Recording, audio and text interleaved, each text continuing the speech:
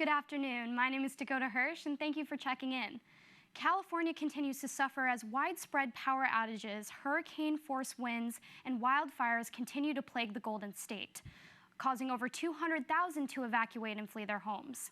The Kincaid fire in Sonoma County, which is still active and only 5% contained, has claimed over 50,000 acres and leaves behind a trail of damage and destruction. The pending forecast for the affected parts of California offers no relief, as they will face their third round of dangerous fire-related weather conditions Tuesday into Thursday. It has now been 5 days since the fire's original ignition, and we hope that relief will come soon and thank the men and women of all fire departments that are tirelessly fighting the blazes.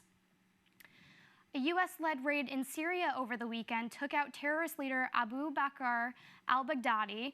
Al-Baghdadi was the leader of the extremist group known as the Islamic State or ISIS. Trump reported that al-Baghdadi died alongside 3 of his children after detonating an explosive device that was strapped to his chest. This occurred while in a pursuit by United States Special Operations that ended at the foot of a dead-end tunnel. Al-Baghdadi is atop the hierarchy of terrorists to be killed or captured since 2011 when al-Qaeda leader Osama bin Laden was killed by U.S. SEAL Team 6 in Operation codenamed Neptune Spear.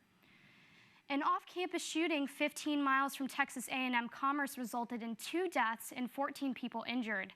Chaos ensued after a gunman entered a Halloween party and opened fire at the crowd of 750 people celebrating on Sunday around midnight.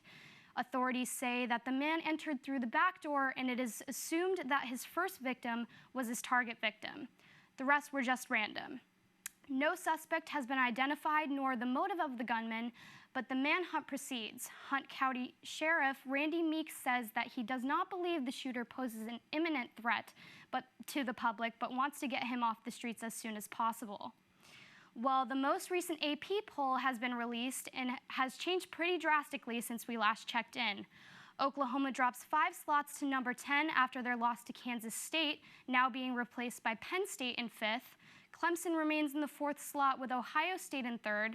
Rounding out the top 2 spots are LSU and the University of Alabama. After a handily win against unranked Arkansas, the committee dropped Alabama to number 2 and gave LSU the top spot after their narrow victory over the now number 9 ranked Auburn. Although many speculate who should be the number 1, the 2 teams will take to the field to duke it out for the top spot when LSU visits Bryant-Denny Stadium November 9th at 2:30 p.m. Central Standard Time. Thanks for tuning in. Have a great day.